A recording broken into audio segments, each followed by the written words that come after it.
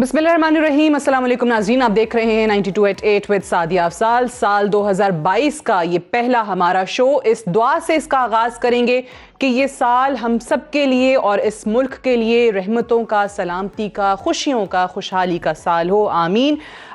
हुकूमत की तरफ से आवाम को नए साल का तोहफ़ा ये मिला कि महंगाई जिससे ऑलरेडी आवाम बहुत तंग थे, उसमें फ्यूल की कीमतें भी बढ़ा दी गई। पेट्रोल की कीमत में 4 रुपये फ़ी लीटर तक इजाफा कर दिया गया है। और उसके बाद एक नई डिबेट शुरू हो गई है जो पिछले दिनों अपोजिशन की तरफ से तनकीद आ रही थी हुकूमत के मिनी बजट को लेकर। हुकूमत को ये बात पसंद नहीं आती कि इसको मिनी बजट का नाम क्यों दिया जाता है, लेकिन इनफैक्ट अगर टैक्सेस जितनी एग्जम्पशंस दी हुई थी उस मद में उनका वापस ले लेना और उसके बाद फिर ये भी दावा किया जाता है कि आम आदमी पर इसका बोझ नहीं पड़ेगा। आज ये भी जानने की कोशिश करेंगे कि आखिर वो आम आदमी कौन है जिसका ये हुकूमत इतना ज़्यादा जिक्र करती है, लेकिन अगर अभी देखें तो तकरीबन हर ही तबका जो है वो इससे मुतासिर होता हमें दिखाई दे रहा है। मिनी बजट अभी आया था और उसके बाद उस पर ज़ाहिर डिबेट भी होगी, वो मंजूर होता है नहीं होता। ये हुकूमत के लिए एक चैलेंज भी है क्योंकि शहबाज शरीफ साहब जो कि लीडर ऑफ द अपोजिशन हैं, वो ये दावा कर रहे हैं कि हुकूमत के अपने लोग और उनके अपने इत्तेहादी इसको मंजूर कराने में उनका साथ नहीं देंगे, क्योंकि वो भी जो हल्कों की सियासत करते हैं इस बात से बहुत तंग आ चुके हैं और वो जाके क्या मुंह दिखाएंगे। तो ये शहबाज शरीफ साहब का दावा है कि हुकूमत के अपने लोग इसको मंजूर नहीं होने देंगे। एक तो इस पर भी बात करेंगे।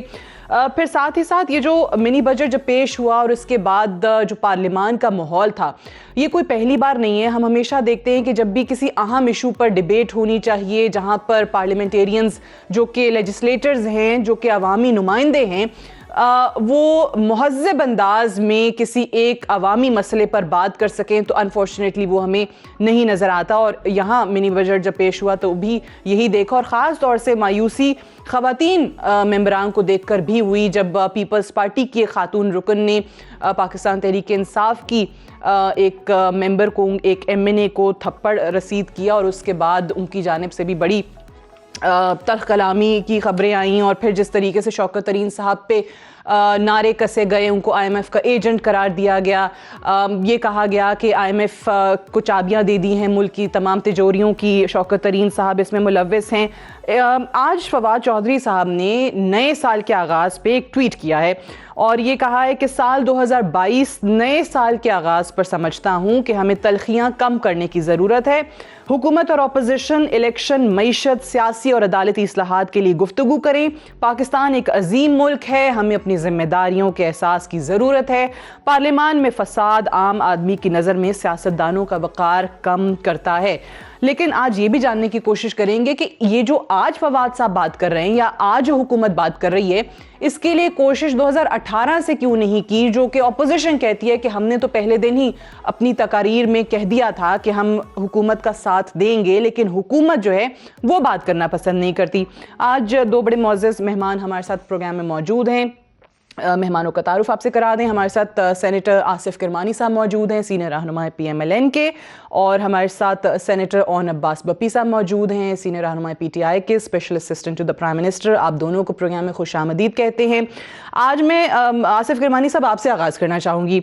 ज़ाहिर है हुकूमत जिस मिनी बजट कह लें इसको, आवाम के लिए मुश्किलात का एक नया दौर कह लें, आज नए साल का तोहफ़ा जो है वो पेट्रोल प्राइसेस में इजाफे के तौर पे इसको कह दें।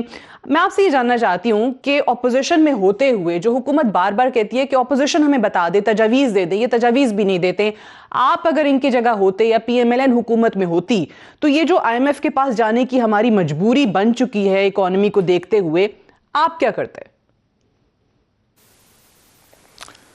बिस्मिल्लाहिर्रहमानिर्रहीम। सबसे पहले तो सादिया बीबी, आपको, ओन साहब को, पूरी आपकी टीम को और कौम को नया साल मुबारक हो। और मेरी दुआ है कि ये नया साल जो है, जैसे फवाद चौधरी साहब का आपने कोट किया कि उन्होंने कहा है कि तलखियाँ कम होनी चाहिए, तो मेरी भी यही ख्वाहिश है कि सियासत में जितनी पोलराइजेशन हो चुकी है, जितनी तलखियाँ बढ़ चुकी हैं और एक पर्सनल एजेंडा पर काम किया जा रहा है बजाय इसके कि नेशनल एजेंडा पर काम किया जाए, तो ये तलखियाँ कम होनी चाहिए। और मैं समझता हूँ कि ये तलखी का जो अंसर है یہ صرف اپوزیشن اور گورنمنٹ کے درمیان ہی نہیں ہے. اس وقت آپ کے 22 کروڑ عوام جو ہیں وہ اس تلخی کا شکار ہو چکے ہیں, اور اس کی بنیادی وجہ وہ مہنگائی ہے جس نے عوام کا جینا دوبر کر دیا ہے. ہونا تو یہ چاہیے تھا, جیسے آپ نے اپنے انٹرو میں بتایا, کہ اسمبلی میں چاہے وہ حکومت ہو چاہے وہ اپوزیشن ہو, یہ ہمیں فرق محسوس کرنا ہوگا. یہ میں ایک بات کرنے جا رہا ہوں, ہو سکتا ہے میرے اپنے ہی کچھ دوستوں کو یہ بات اچھی نہ لگے, لیکن کوئی بات نہیں, کہ اسمبلیوں میں پارلیمنٹ میں اور اکھاڑوں میں فرق ہونا چاہیے. ہمیں لوگ اسمبلیوں میں پارلیمنٹ میں بھیجتے ہیں منتخب کر کے کہ ہم وہاں جا کر لیجسلیشن کریں گے, لوگوں کی زندگیوں میں آسانیاں پیدا کرنے کے لیے ایک دوسرے سے لڑیں گے. لیکن ہو کیا رہا ہے یہاں, کہ یہاں اسمبلیاں جو ہیں, جو پارلیمنٹ ہے, ویری انفارچونیٹلی میں اس کا ایک ممبر ہوں, لیکن مجھے یہ کہنے میں کوئی عار نہیں ہے کہ پچھلے 3.5 سال سے اس پارلیمنٹ سے عوام کے لیے کوئی اچھی فلاح کی بات نہیں آئی ابھی تک. اور خصوصاً دیکھیے کہ پاکستان جو تھا وہ قائد اعظم نے ایک جو ضرورت بننے کی کیوں پیش آئی تھی, وہ اس لیے آئی تھی کہ جو بر صغیر کا مسلمان تھا اس کا استحصال ہو رہا تھا وہاں, اور جو وہاں کے مسلمان تھے ان کو جاب اپرچونٹی نہیں تھی, صحت کی سہولیات نہیں تھیں, تعلیم کی سہولیات نہیں تھیں. اس لیے قائد اعظم نے پاکستان کا مطالبہ کیا. اور پاکستان, آپ تاریخ اٹھا کر دیکھ لیں کہ جب بھی قائد اعظم نے بات کی تو انہوں نے غریب اور مڈل کلاس کی بات کی. یہ پاکستان میں سمجھتا ہوں کہ غریب اور مڈل کلاس کے لیے بنا تھا, بالکل, اور جو کہ آج بھی 95% پاپولیشن جو ہماری ہے وہ غریب اور مڈل کلاس کی ہے. لیکن افسوس کے ساتھ کہنا پڑتا ہے کہ اسی غریب کا, اسی مڈل کلاس کا استحصال ہے اس ملک میں ہوا. اور گزشتہ 3.5 سالوں میں تو مہنگائی نے یقین کرے لوگوں کو ذہنی مریض بنا دیا ہے. ابھی کل ہی میں سن رہا تھا کہ ایک ماں نے اپنے 3 بچوں کو, ان کی زندگیوں کو ختم کر دیا کہ وہ مہنگائی سے گھر کے اخراجات پورے نہیں کر سکتے. کوشش کی خود سوزی. تو ہماری توجہ ہونی چاہیے مہنگائی کو کنٹرول کرنے پر. آپ جو بات کر رہے ہیں یہ آپ I must appreciate کہ آپ نے یہ جو بات کی نا کہ یہ پارلیمنٹ ہونا چاہیے, یہ کوئی سیاسی اکھاڑا نہیں ہونا چاہیے, بٹ انفارچونیٹلی آپ چلیں جس ہاؤس میں بیٹھے ہیں یا اون صاحب جس ہاؤس میں بیٹھے ہیں اس کے حالات as compared to the National Assembly پھر کچھ بہتر ہیں. بٹ نیشنل اسمبلی میں جو کچھ اون عباس صاحب ہو رہا ہے, جیسے ہم آپ سے جب حکومت سے سوال کرتے ہیں نا کہ مہنگائی کیوں ہو رہی ہے تو جواب ملتا ہے کہ پوری دنیا میں ہو رہی ہے, تو اس چیز پہ بھی اکثر لوگ آپ کے جواب دیتے ہیں. میں جب پوچھتی ہوں کہ بھائی آپ وہاں گالیاں دینے جاتے ہیں, آپ وہاں پہ ہاتھا پائی کرنے جاتے ہیں, آپ ایک دوسرے کو دھکے دینے جاتے ہیں, تو جواب ملتا ہے کہ نہیں یہ تو پوری دنیا کی پارلیمان میں ہوتا ہے, پارلیمانوں میں ہوتا ہے, اور ہم دیکھتے ہیں کرسیاں بھی چل جاتی ہیں. بٹ یہ کیا ہم تاثر دے رہے ہیں کہ یہ ہمارے پارلیمنٹیرینز ہیں, یہ لیجسلیٹرز ہیں, اور اسپیشلی نیشنل اسمبلی میں یہ وہ لوگ ہیں جو حلقوں کی سیاست کرتے ہیں, ووٹ لے کے آتے ہیں. اعوذ باللہ من الشیطان الرجیم, بسم اللہ الرحمن الرحیم. پہلے بھی آپ کو اور سینیٹر کرمانی صاحب, آپ کو اور تمام لوگوں, تمام پاکستان کو سال نو کی خوشیاں مبارک. آئی ہوپ کہ کرونا جیسی وبا جو 2021 میں جتنا نقصان کر گئی ہے, اس دفعہ 2022 میں اللہ ہم سب کو اور پاکستان کو اس سے محفوظ رکھے. ماسک پہنیے, ویکسینیشن لگوائیے, اور اپنے رشتہ داروں کو اس بلا سے محفوظ رکھیے. ویری انفارچونیٹ, جیسے سینیٹر کرمانی صاحب نے فرمایا کہ واقعی کچھ ایسی روایات پڑ گئی ہیں اسمبلی کے اندر جن کے اوپر گفتگو کرنا تھوڑا سا خود ہمیں اپنا شرم آنی شروع ہو جاتی ہے. اور آج سال کا پہلا دن ہے, لیٹس ناٹ پلے پالیٹکس, اور آج میں ایسی گفتگو نہیں کروں گا جس سے کوئی ایسی پارٹیزان کی سیاست کا جو ہے عنصر باہر آئے. بٹ دا پوائنٹ ریمینس کہ یہ جو شاہ سے زیادہ شاہ سے وفادار کا کانسیپٹ ہے نا, some how it has prevailed. Trust me, کوئی بھی پولیٹیکل پارٹی کسی بھی اپنے ایم این اے کو یا سینیٹر کو پرووک نہیں کرتی کہ وہ ایسا کام کرے. یہ ان کی ایک پرسنل ایک ہوتی ہے. اور پچھلے 6 مہینے میں یا 8 مہینے میں جب سے زیادہ ہم نے زیادہ ریفارمز لانے کی کوشش کی ہے, اس وقت سے تھوڑی سی یہ جو پولرائزیشن ہے وہ بہت زیادہ بڑھ گئی ہے. آپ پرسوں کا ایونٹ دیکھ لیجئے. اب جس بی بی کا آپ نے نام لیا, جس طریقے سے اس نے جا کے پاکستان تحریک انصاف کی ہماری جو بہن ہے ان کے ساتھ جس طریقے کا رویہ رکھا, وہ ٹوٹلی انکالڈ فار تھا. اب یقیناً یہ پیپلز پارٹی کی جماعت نے نہیں کہا تھا، لیکن کیونکہ اپنی وفاداری ثابت کرنی تھی کہ کیونکہ میں اگلی 1.5 سال بعد الیکشن آ رہا ہے تو ریزرو سیٹوں پہ سب نے اپلائی کرنا ہوگا، تو سب نے کہا جی ٹھیک ہے میں بھی اپنا حصہ ڈالوں، کل کو میری وفا کے پیچھے مجھے ریزرو سیٹ مل جائے. Some how it just in called for ایک بہیویئرز ایسے آ جاتے ہیں، اور یقین جانی یہ ایسی چیز نہیں ہے جس کو عوام پسند کرتی ہے. آپ آج بھی دیکھ لیجیے، آپ کسی سے ٹاک شو میں بیٹھ کے بات کر لیں یا لوگوں سے ماسے سے بات کریں تو وہ ایسے بہیویئرز کو نہ پسند کرتے ہیں. وہ کہتے ہیں یار ایم این ایز اور سینیٹرز تو ایک ایلیٹ کلاس ہے جو ہمیں ریپرزینٹ کرنا چاہیے، ان میں وزڈم بھی ہونا چاہیے، ان میں سوچ ہونی چاہیے، ان کے ایتھکس ہونے چاہیے، ان کے ایٹیٹیوڈز میں ہمیں ان کو فالو کرنا چاہیے. They should be men of principles. But somehow جب وہ ہمیں اس طرح دیکھتے ہیں تو ایک خود ہمیں اپنے آپ کو شرم آتی ہے. الحمدللہ سینٹ ابھی تک تو ان چیزوں سے بچا ہوا ہے، لیکن یقیناً نیشنل اسمبلی میں جو یہ بہیویئر چل رہا ہے یہ کنڈیمیبل ہے. اینڈ آئی ہوپ کہ party leadership across the line, across the oil. اچھا، یہ بڑی آپ نے جو بات کی نا، دس از ویری انٹرسٹنگ کہ یہ جو رویے ہیں اوبویسلی ایک پوری پارٹی کو نہیں کہہ سکتے. جیسے آپ نے پیپلز پارٹی کی ابھی مثال دی شگفتہ جمانی صاحبہ کے حوالے سے، یہ انڈیویجولز ہیں، یہ ہر جماعت میں ہیں انفارچونیٹلی. آپ نے بڑی اچھی ٹرم یوز کی کہ شاہ سے زیادہ شاہ کے وفادار بننے کی کوشش کرتے ہیں. بٹ مجھے ایک بات بتائیے، اگر ٹاک شوز میں یہاں پہ آ کے کوئی بھی کسی بھی جماعت کا نمائندہ جو ہے وہ دوسرے کو زیادہ گالیاں دے دیتا ہے، دوسرے سے زیادہ بدتمیزی کر جاتا ہے just to get a pat on their shoulder کہ اوہو لیڈر شاباشی دے گا، بعد میں ہم کلپ بھیجیں گے اپنے لیڈر کو کہ دیکھیں جی ہم نے تو اس کو بولنے نہیں دیا، دیکھیں جی ہم نے کیسا منہ بند کرا دیا. سو اگر ایسے لیڈرشپ ہی سیاسی جماعتوں کی نوٹس نہیں لے گی، پوچھے گی نہیں، تو یہ تو رجحان بڑھتا ہی چلا جائے گا. اچھا سر بھی ایسا نہیں ہوتا ہی ہے کہ یہ آٹومیٹلی نا ریسیپروکیشن جو ہے نا وہ جو ریسیپروکیٹ کرنا جو ہے نا اس کو ہمیشہ دیکھ. فار ایگزامپل ابھی سینیٹر کرمانی صاحب اگر کوئی خان صاحب کے حوالے سے کوئی بات کر رہے ہیں یا کوئی ایسی سلینگ استعمال کر رہے ہیں جو کہ غیر مناسب ہو، اگر میں اس کو ریسیپروکیٹ نہیں کرتا تو وہ آٹومیٹلی اس کی وجہ یہ کہ جس کی بھی لیڈرشپ ہے، چاہے سینیٹر صاحب کی لیڈرشپ ہے چاہے میری لیڈرشپ، ان کے ساتھ ہمارا جو اٹیچمنٹ لیول ہے نا وہ بہت ہائر ہوتا ہے. یقین جانیے اس کو گیج کرنے کے لیے ہمیں خود سوچنا پڑتا ہے. مطلب I called my leader as my father. اگر اب ان کی ذات سے والے سے کوئی بات ہوگی تو میں اس کو اگر جواب نہیں دیتا تو یہ میرا اپنا ایتھیکل بہیویئر ہے کہ کیا میرے والد کے کوئی اس طرح کی بات کرتا تو میں جواب دیتا یا نہیں تھا. ہاں یہ پتہ ہے کہ اگر وہ پرووک نہیں کرتے، فار ایگزامپل سینیٹر کرمانی صاحب، اور میں بلا وجہ پرووکیشن میں چلا جاتا ہوں تو اس کو کبھی بھی لیڈرشپ اس طرح کی کوئی لیڈرشپ کہ بھائی تم نے بڑا زبر، یہ ایسا کہیں نہیں ہوتا. ہاں یہ ہوتا ہے کہ جب کوئی ایسی بات ہو جائے اور آپ اس کو نہ دے تو پھر اپنے ایتھیکل ہمارا جو ایک ظرف ہوتا ہے نا وہ بھی خود بخود، مطلب فار ایگزامپل میں ایک ٹاک شو میں بیٹھا تھا تو اس نے خان صاحب کے بارے سے بات کی، آپ کی بات سمجھ میں آتی ہے کہ اگر لیڈر کے بارے میں یا کوئی ذاتی اٹیک کرنے پہ جائے تو انڈرسٹینڈیبل، بٹ ایٹ ٹائمز ہم دیکھتے ہیں کہ انپرووکڈ آرگیومنٹس جو ہیں یا ڈسکشنز جو ہیں وہ ہیٹ اپ ہونا شروع ہو جاتی ہیں. کرمانی صاحب ایک بات بتائیے، یہ جو ابھی اون عباس صاحب بھی جس کا ذکر کر رہے ہیں، کیا ایسا ہوتا ہے کہ لیڈرشپ کی طرف سے نوٹس نہ لیا جانا یا کارروائی نہ ہونا بھی اس چیز کا سبب بنتا ہے؟ جس طرح ابھی وزیر اعظم ہیں عمران خان صاحب ہیں، ان کے قریب بھی ہم دیکھتے ہیں کہ ایک لوگ ہیں جو ناراضگی کا اظہار کرتے ہیں کہ دیکھیں جی ہمیں تو ملاقات کا موقع ہی نہیں ملتا ہے، یہ تو اپنی کچن کیبنٹ یا اپنے 4-5 لوگوں کے علاوہ کسی سے ملتے نہیں ہیں. سملرلی جب نواز شریف صاحب پاور میں تھے، وہ وزیر اعظم تھے، تو آپ کے MPAs MNAs یہی گلا کرتے تھے کہ نواز شریف صاحب جو ہیں وہ کسی اور سے نہیں ملتے ہیں، ہم بھی تو منتخب لوگ ہیں. سو یہ فرق پڑتا ہے ان لوگوں سے، اپنی سراؤنڈنگ سے، کہ لیڈر کن لوگوں کو اپنے ساتھ رکھ رہا ہے، وہ کیا ایڈوائزرز ہیں جو ساتھ ساتھ چل رہے ہیں؟ دیکھیے میں اپنی پارٹی کے حوالے سے تو بات کر سکتا ہوں، اور مجھے یاد پڑتا آپ کے سوال میں 2 سوال ہیں کہ جیسے ابھی اون بھائی نے کہا کہ انڈیویجول کوئی حرکت ایسی کر جائے.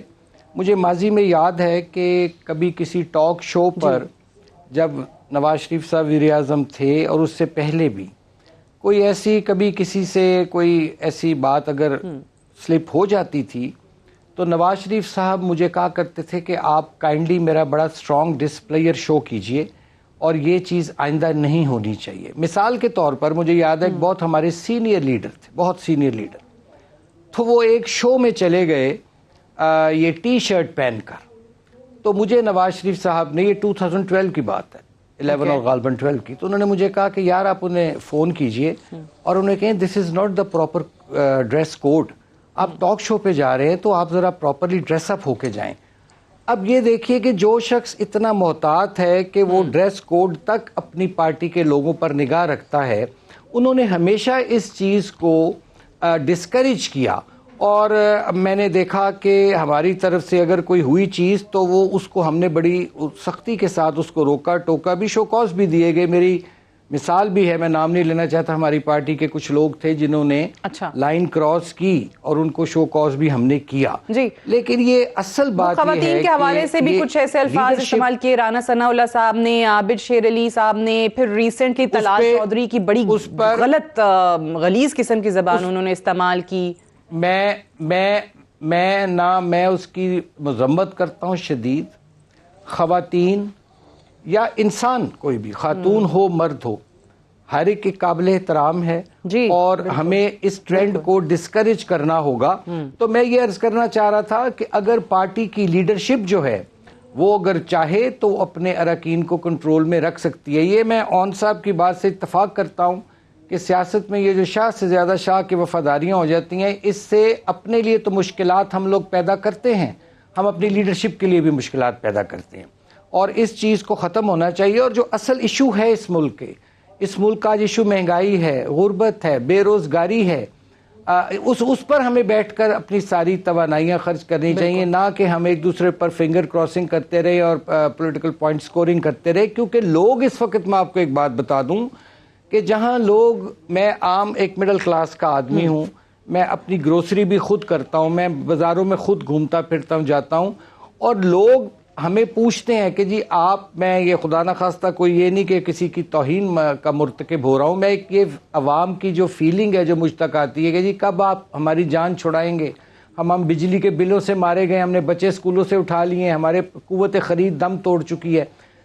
یہ ٹرینڈ تھا. اب کیا ہوتا ہے کہ اب لوگ ہمیں بھی غصے ہوتے ہیں کہ آپ اپوزیشن والے کیا کر رہے ہیں، آپ کیوں نہیں آپ یہ آ کے باہر نکلتے.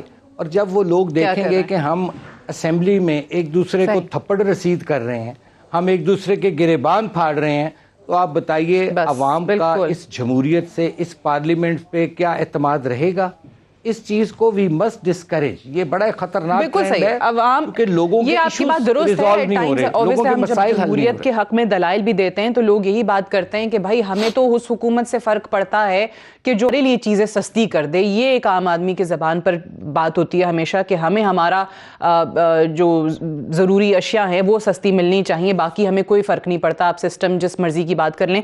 مجھے ایک بریک لینی ہے اور بریک سے واپس آئیں گے تو مہنگائی کے حوالے سے بھی بات کریں گے. جو ادارہ شماریات کی جانب سے اسٹیٹسٹکس سامنے آئے ہیں اس میں یہ بتایا گیا ہے کہ اس وقت ملک میں مہنگائی کی شرح 22 ماہ کی بلند ترین سطح پر پہنچ گئی ہے، 12.3%، اور حالیہ جو پیٹرول کی پرائسز میں اضافہ ہوا ہے اس سے بھی عوام پر مشکلات بڑھیں گی. اس پر بات کریں گے ایک بریک کے بعد.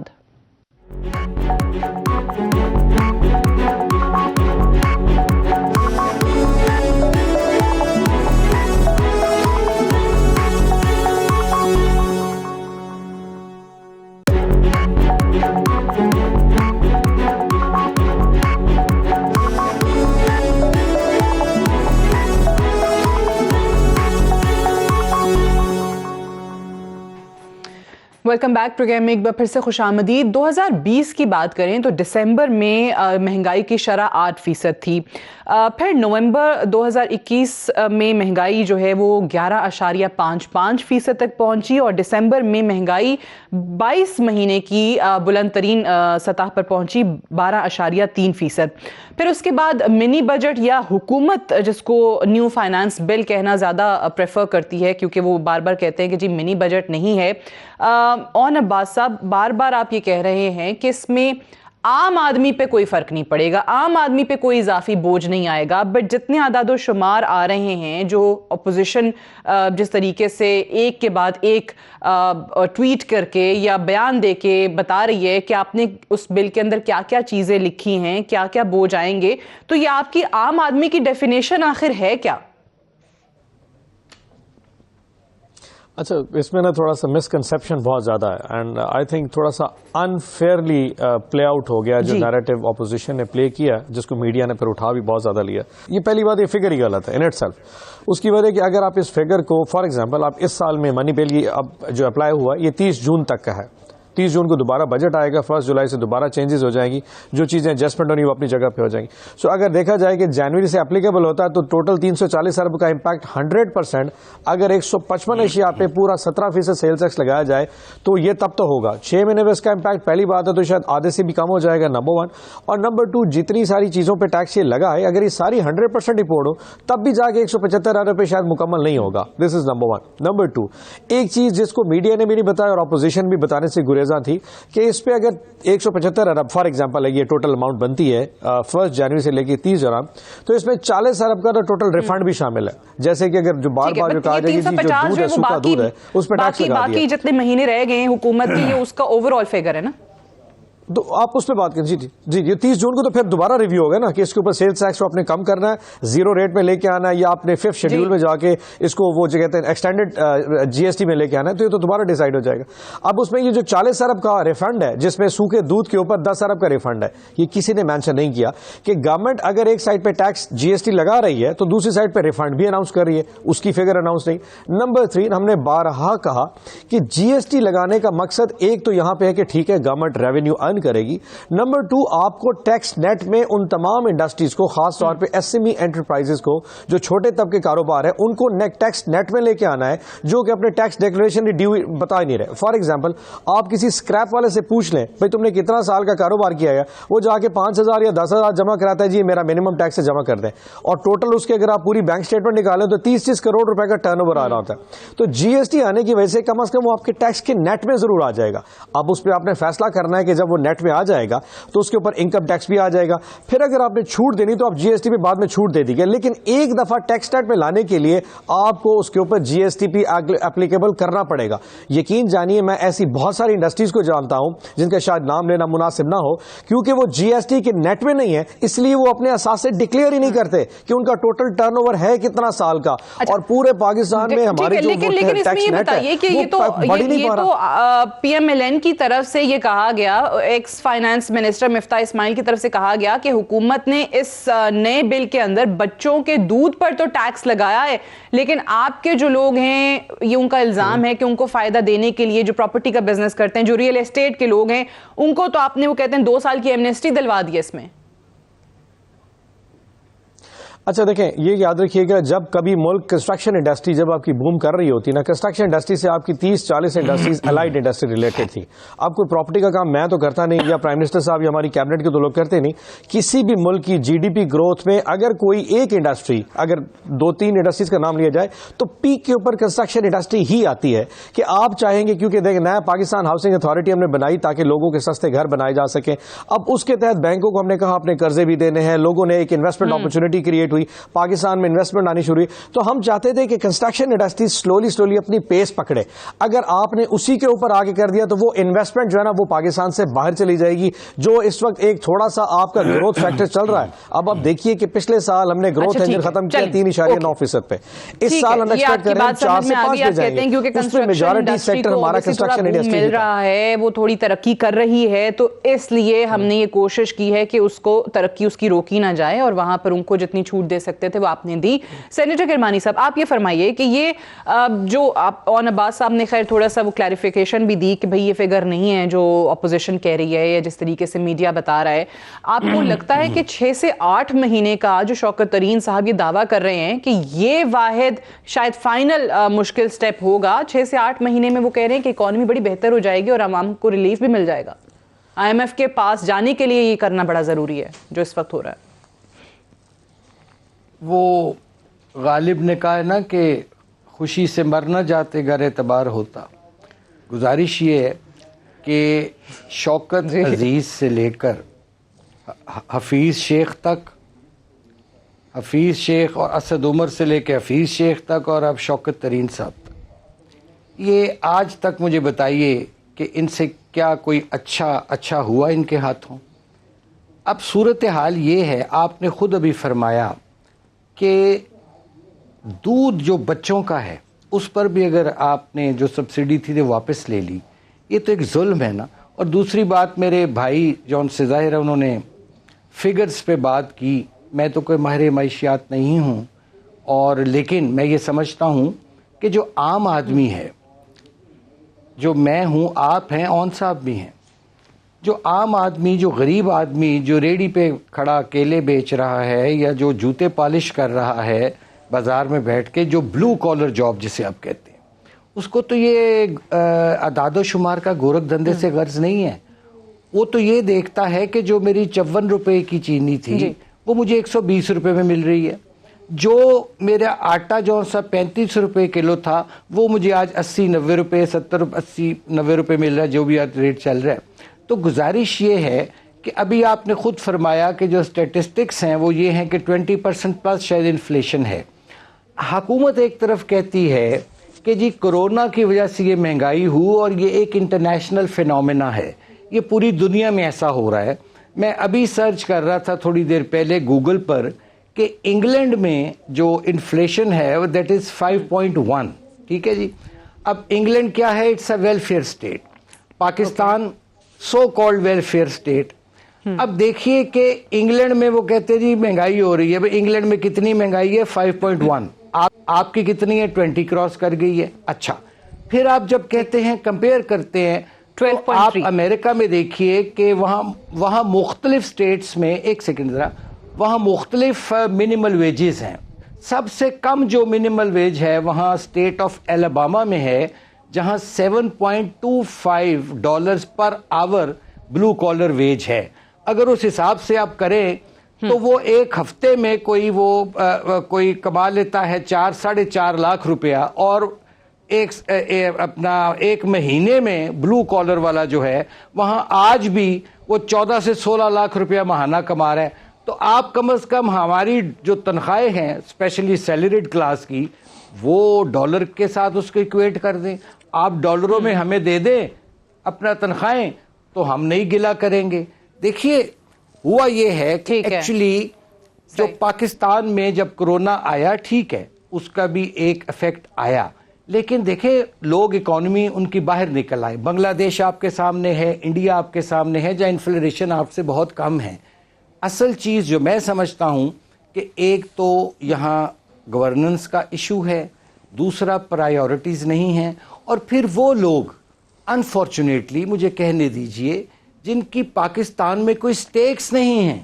مثال کے طور پر وہ بڑے قابل شخص ہوں گے, اسٹیٹ بینک کے جو گورنر ہیں, لیکن کیا وہ ڈالر کو کنٹرول کر سکے؟ کیا وہ انہوں نے مہنگائی کے لیے کیا اب تک کیا؟ جو ان کے کرنے کا کام ہے وہ تو کر نہیں رہے, اور گھسرے ہیں زراعت میں, ایگریکلچر میں. کیا اسٹیٹ بینک کا کام ایگریکلچر انڈسٹری کو ریگولیٹ یا فارمولیٹ کرنا ہے؟ وہ تو باہر بھی گئے تھے, تو ان کا وہ بیان آپ کو یاد ہوگا جس میں اوورسیز پاکستانیز کو انہوں نے کہا کہ اگر روپیہ ڈی ویلیو ہوتا ہے تو اوورسیز پاکستانیز کو تو فائدہ ہوتا ہے. اس کا مطلب ہے کہ یہاں کے جو 22 کروڑ عوام ہیں وہ تو بھاڑ میں گئے, اور باقی اوورسیز جون سے ہیں ٹھیک ہے جی ان کو فائدہ ہو رہا ہے, فائن, نو پرابلم. کہنے کا مقصد یہ ہے کہ چاہے شوکت ترین صاحب ہوں چاہے رضا باقر صاحب ہوں. اب رضا باقر صاحب کے کریڈینشلز پہ کیا ہے, انہوں نے مصر میں تباہی پھیری ہے, انہوں نے, اور ہی دیکھیں جی ہمیں چاہیے سن آف دا سوئل جو یہاں رہیں, جو یہاں کی ضروریات کو سمجھیں, لوگوں کی مشکلات کو سمجھیں. کل کو یہ چلے جائیں گے, سوٹ کیس اٹھائیں گے, ٹکٹ لیں گے, چلے جائیں گے, اور ہم بٹ کرمانی صاحب دیکھیں انہوں نے آغاز تو وہیں سے کیا تھا جن کو آپ سن آف دا سوئل کہہ رہے ہیں, جو ان کے پوسٹر بوئے تھے. اسد عمر صاحب وہی فائنانس منسٹر بنے جن کو پتا تھا کہ اگر پی ٹی آئی کی حکومت آئی تو میں نے وزیر خزانہ بننا ہے. وہ اپنے جلسوں کے اندر باقاعدہ اکانومی کو بہتر کرنے کا پلان دیا کرتے تھے, بٹ وہ بھی ناکام ہو گئے حکومت میں آنے کے بعد. عمران خان صاحب وزیر اعظم صاحب, تو آپ کو یاد ہوگا کہ وہ اپنے جلسوں میں یہ فرمایا کرتے تھے کہ میرے پاس 200 ماہرین کی ٹیم موجود ہے, اور پھر ان کے کئی وزراء یہ فرماتے تھے کہ 200 ارب روپیہ خان صاحب لائیں گے, آئی ایم ایف کے منہ پہ ماریں گے, کچھ باقی وہ ایسے ہوا میں اچھالیں گے, اور یہاں ڈالروں کی بارش ہوگی. ڈالروں کی بارش تو نہیں ہوئی, وہ تو ان کو مہنگائی کی بارش انہوں نے خود ہی کہہ دیا نا, ان کو حکومت میں آنے کے بعد پتا چلا کہ آپ لوگ کتنے برے حالات کر کے گئے تھے. یہ عمران خان صاحب وزیر اعظم صاحب کئی دفعہ کہہ چکے ہیں, لیکن مجھے بتائیں یہ جس طریقے سے, وہ تو آخری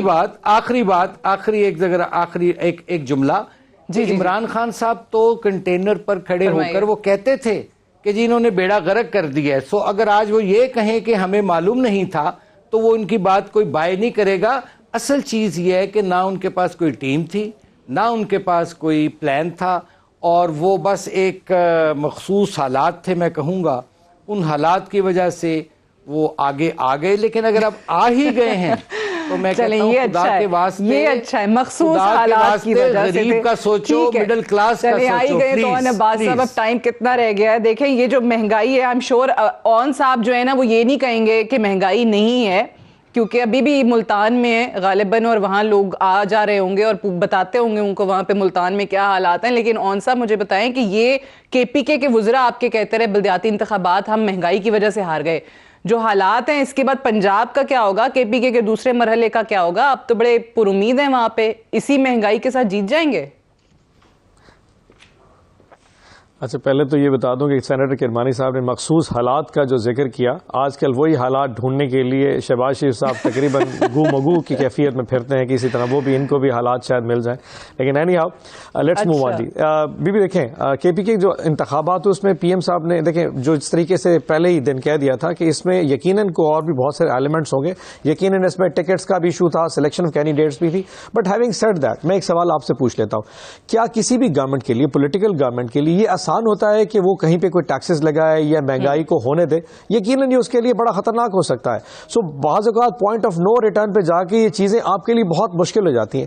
میں بار بار لوگوں کو اس لیے باور کراتا ہوں کہ لوگوں کو یاد رہنا چاہیے کہ جب 2018 میں جیسے کرمانی صاحب کہہ رہے تھے کہ ہمیں 14 میں اندازہ تھا کہ کیفیت بہت بری ہے، لیکن جب 18 میں آ کے ہم نے حکومت سنبھالی کتنی بری ہے اس کا اندازہ شاید ہماری سوچ بھی نہیں کر سکتی تھی. میں اور یہ فگر اس لیے کوٹ کرتا ہوں تاکہ یہ ویریفائی ہو سکے کہ جب ہم نے آ کے 2018 کی جون کی انہوں نے کلوزنگ کی تھی جو ان کے جس میں الیکشن ٹائم گزر رہا تھا، تو $19.5 ارب کا یہ اس وقت جو ہے نا کرنٹ اکاؤنٹ خسارہ چھوڑ کے جا رہے تھے، اور ٹوٹل ریزرو سے پیسے بھرے تھے $7.6 ارب. اب پورے پاکستان میں جو امپورٹ اگلے سال میں کرنی تھی، ہمارے پاس تیل درآمد کرنے کی پیمنٹس کے پیسے نہیں تھے، ہم ڈیفالٹ کرنے جا رہے تھے. الحمدللہ اب ٹریجیکٹری میں بار بار اس لیے کہتا ہوں ٹریجیکٹری یاد رکھیے گا. 2019 کا جون ہم نے بی کلوز کیا تھا $13.6 ارب کا پورے کرنٹ اکاؤنٹ خسارہ پورے سال کا.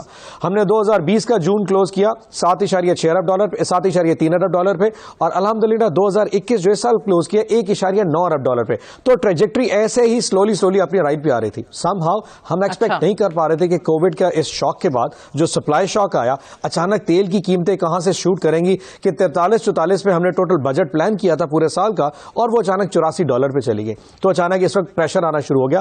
ورنہ ہماری کیلکولیشن مطابق پاکستان کی تاریخ میں پہلی دفعہ جون 2021 میں ہم نے $900 ملین کا سرپلس پیدا کیا کہ ہماری امپورٹس ٹوٹل کر لیں اور اس میں سے مائنس کر لیں ایکسپورٹس، اور ہمارے ریسیویبل جو کہ فارن ریمیٹنس ہے وہ زیادہ ہو گئی تھی $900 ملین سے.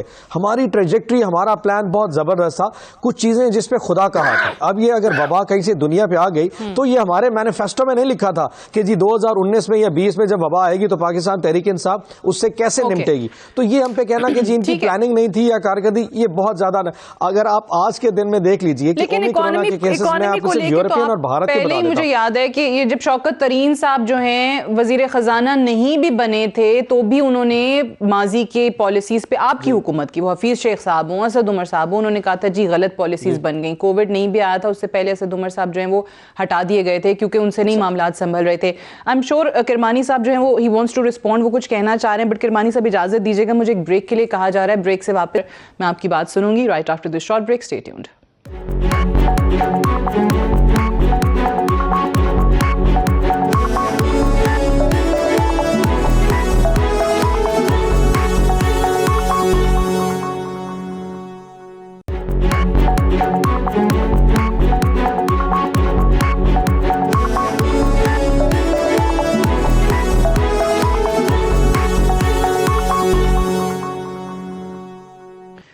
Welcome back. پروگرام میں ایک بار پھر سے خوش آمدید. کرمانی صاحب آپ جواب دینا چاہ رہے تھے، آپ ضرور جواب دیجیے، اور ساتھ ہی ایک سوال بھی لے لیں کہ یہ جن اداروں کے حوالے سے یا ریفارمز کے حوالے سے، اصلاحات کے حوالے سے حکومت کا دعویٰ رہا، ماضی میں آپ لوگوں کا بھی رہا، پیپلز پارٹی بھی ریفارمز کی بات کرتی رہی، اس میں کس حد تک کامیابی ہوئی ہے؟ اور حکومت کا یہ گلہ اپوزیشن سے کہ آپ لوگوں کی عدم دلچسپی کے باعث معاملات آگے نہیں بڑھ رہے، یہ کس حد تک درست ہے؟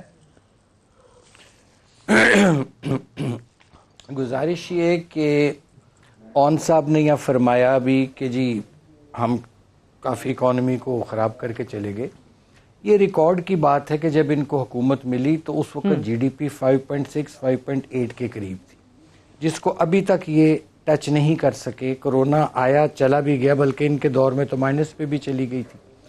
دوسری میں گزارش یہ کرنا چاہوں گا کہ یہ تیل کی قیمتوں کی، پیٹرول کی جو پرائسز، یہ جو نئے سال کا تحفہ دیا ہے انہوں نے، کہ کل کی یہ خبر ہے اس پہ سوشل میڈیا پہ، گوگل پہ بھی اور انٹرنیشنل میڈیا میں بھی، کہ برینٹ آئل پرائسز کم ہوئی ہیں، لیکن بجائے اس کے کہ اس کا ریلیف قوم کو دیا جاتا، یہاں اس کے برعکس 4 روپے پر لیٹر جو پیٹرول کی قیمت ہے بڑھا دی گئی ہے. یعنی ایک طرف منی بل کی مہنگائی کی وجہ بنے گا، اور اس کا پہلا ہی ثبوت مل گیا کہ 4 روپے لیٹر پیٹرول بڑھا دیا گیا ہے. دوسرا میری یہ ان سے گزارش ہے کہ دیکھیے، ہمیں تو لگتا تھا کہ آپ کی حکومت جون سی جو دعوے تھے وہ ایسا تھا جیسے کوئی رابن ہوڈ آ رہا ہے اور وہ آ کے امیروں سے چھینے گا، وہ امیروں پہ ٹیکس لگائے گا اور وہ غریبوں پہ لگائے گا. لیکن یہاں تو الٹ ہو رہا ہے، یہاں تو امیر تر ہو رہا ہے، غریب تر ہو رہا ہے. تو ان کے پاس تو اب یہ 4تھے سال میں ماشاءاللہ چلے گئے ہیں، اور میرے بھائی ہیں، میرے بڑے محترم ہیں، میری ان سے گزارش ہے کہ آپ بھی سعدیہ بی بی، اون صاحب بھی اور میں بھی، ان کی چوائس کا شہر، ان کی چوائس کا بازار، مڈل کلاس کا غریب آدمی کا کوئی بازار، انارکلی، اچھرا، راجہ بازار، کیمرہ لے کے چلیے اور لوگوں سے پوچھئے کہ لوگ زندہ کیسے ہیں قائد اعظم کے پاکستان میں. جہاں تک رہ گئی آپ کی بات کہ اپوزیشن تجاویز نہیں دیتی، تو یہ بھی ریکارڈ کی بات ہے کہ آپ دونوں آپس میں ڈیسائیڈ کر لیجئے گا. ملتان اون صاحب ہیں، آپ لاہور میں ہیں، جہاں کہیں گے ہم شور یہ عوام جو ہے جواب اس کا ضرور دینا پسند کریں گے کہ مہنگائی سے کیا حالات ہیں. ٹھیک، اب شہباز تینوں جان مرضی جی. اچھا، لاسٹ کویسچن آپ کی بات کا جواب، کہ شہباز شریف صاحب نے آپ کو یاد ہوگا اور ریکارڈ پر ہے کہ انہوں نے پارلیمنٹ میں ایک اکانومی کے لیے دستے تعاون بڑھایا تھا، جس کو پرائم منسٹر صاحب نے بڑی حقارت سے ٹھکرا دیا تھا. جی، چارٹر انہوں نے بات کی. ہم آج بھی کہتا ہوں میں کہ بھائی دیکھیں، یہ لڑائیاں ہوتی رہیں گی، سیاست چلتی رہے گی. اگر سیاست رہی تو، اگر تو لوگوں کا ایمان ہی اٹھ گیا، اگر لوگوں کا اس سسٹم سے جو کہ اٹھ رہا ہے اور کافی حد تک اٹھ چکا ہے، اور اگر یہ ایمان ہی اٹھ گیا، پھر کوئی فائدہ نہیں. پھر ہم لوگ اور یہ اون بھائی سارے اکٹھے ایک ہی ٹرک پر سوار ہوں گے، اور پھر ہم پیچھے ہوں گے، عوام ہمارے آگے نکل چکے ہوں گے. اس لیے ابھی بھی ان کے پاس میں گزارش کرتا ہوں کہ وقت ہے، 1-1.5 سال ہے، یہ ضرور ٹیکس نیٹ میں لائیں، ٹیکس نیٹ کو براڈ کریں، امیر کو لائیں، لیکن خدا کے واسطے جس کی 16,000 18,000 20,000 تنخواہ، 25,000 تنخواہ ہے، اس کو ریلیف دے. بالکل ٹھیک ہے، وہ طبقہ ہے جس کے لیے قائد اعظم نے پاکستان بنایا تھا. اس سے انکار نہیں کیا جا سکتا. قائد اعظم نے ان لوگوں کے لیے پاکستان بنایا تھا. چاہے حکومت کہیں کہ بہت اچھے ہو گئے، بہت بہتر ہو گئے، بٹ اس کے باوجود بھی جیسے آپ نے بھی کہا تھا کہ عوام جو ہے وہ سوال کرتی ہے. ہم نے بھی کتنے مہنگائی کے حوالے سے کیمرہ بھجوایا، ہماری ٹیم جاتی رہی. لوگ کہتے ہیں کہ بھائی آٹا نہیں ہے، مہنگا ہے، دالیں، چاول، گھی، چینی، یہ چیزیں مہنگی ہیں. تو پھر آپ میکرو اکنامک انڈیکیٹرز بھلے جتنے مرضی اچھے بتا دیں. مجھے اون عباس صاحب، یہ میں واپس آتی ہوں اس پہ ریفارمز کے حوالے سے. جیسے انہوں نے کہا کہ چارٹر آف اکانومی، شہباز شریف صاحب نے پہلی ہی تقریر میں کہا تھا کہ آئیے مساق معیشت کرتے ہیں، جیسے ہم نے اور پیپلز پارٹی نے مساق جمہوریت کیا تھا. آپ اس پہ نہیں مانے. اب آپ لوگ کہتے ہیں کہ جی حکومت کے ساتھ اپوزیشن تعاون کرے تاکہ جو ریفارمز کا ایجنڈا ہے ہمارا، ہم وہ مکمل کر سکیں. سو اس وقت آپ نے انہیں ٹھکرا دیا، اب آپ کو لگتا ہے کہ اپوزیشن سنجیدہ نہیں ہے. اچھا، ویری فرینکلی شور کہ ریفارمز کا ٹائم جو ہے نا، یہ اپنے شروع میں ہوتا ہے یا اینڈ آف دا. میرے ایک تھوڑا سا کلیریفائی کر دو دوبارہ. کیا آپ سمجھتی ہیں کہ کسی بھی حکومت کے لیے کوئی چیز سستی کرنا کوئی مشکل ہے؟ آپ پیٹرول سستا کر دیں، یہ کوئی بڑا مشکل کام تو نہیں ہے. آج ہی آپ پیٹرول، گھی، کوکنگ آئل، گیس کی قیمتیں کم کر دیں، یہ کوئی بڑا مشکل کام نہیں ہے. اس کی بات یہ ہے کہ یہ ہسٹوریکل ٹرینڈ بھی ہے. پاکستان کی پچھلی آپ 1988 سے لے کے 2018 تک کی 30 سالہ سیاست ٹوٹل دیکھ لیں. آخری سال میں حکومتیں کیا کچھ کر گزرتی ہیں وہ ہم بھی کر گزرتے ہیں. یعنی کہ جتنے ریزروز ہیں اس وقت ہمارے ریزرو تقریباً 24 ارب ڈالر پہ ہے. ہم سارا پیسہ اٹھاتے ہیں, آپ کی پیمنٹ وغیرہ بعد میں دیکھی جائے گی, ہم اسی تیل کی قیمتیں گرا دیتے ہیں, لاسز بک کرنا شروع کر دیتے ہیں اور ریزروز کو پاکستان کے 5 ارب ڈالر پہ لے آتے ہیں. کیونکہ اس سے پہلے جتنی حکومتیں پولیٹیکل گورنمنٹ سے ان کو پتا ہوتا تھا کہ میری باری ختم ہے, اب پیپلز پارٹی کی باری ہے. اب پیپلز پارٹی کی باری ختم, نون لیگ کی, وہ اکانومی کا تخت برباد کر دیتے تھے کیونکہ اینڈ پہ ان کو پتا ہماری باری تو نہیں, وہ جانے اس کا کام جانے. کم از کم آج آپ یہ اپریشیٹ کیجئے کہ ہم کم از کم یہ نہیں سوچ رہے کہ ہمارے بعد جس نے بھی آنا ہے, اللہ نے جس کو بھی طاقت دی, جس کو نصرت دی 2023 میں, وہ جو بھی آئے گا اس میں بھلا پاکستان کا ہونا چاہیے. ورنہ یقین جانیے, میں نے پرائم منسٹر سے 4 دن پہلے ملاقات کی, میں نے کہا سر ویسے ہی کام کرتے ہیں جس طرح سارے کرتے ہیں, ابھی سبسڈیز دینا شروع کر دیتے ہیں گھی کے اوپر, آٹے کے اوپر, اور سارا خزانہ جو ہے نا پھینک دیتے ہیں ایک دفعہ. دیکھی جائے سیاست میں الیکشن جیتیں گے اس کے بعد. آپ کہہ رہے ہیں کہ 2023 میں پاکستان کا اقتدار جس کسی جماعت کے بھی ہاتھ میں آیا اس کے لیے حالات وہ بہتر ہوں گے, اور خاص طور سے معیشت کو لے کر. Unfortunately I have run out of time, I have to wind up here. بہت بہت شکریہ سینیٹر آصف کرمانی صاحب اور سینیٹر اون عباس صاحب, آپ دونوں کا پروگرام میں جوائن کرنے کے لیے. That's all for tonight, I will see you tomorrow انشاءاللہ. اجازت دیجیے, خدا حافظ.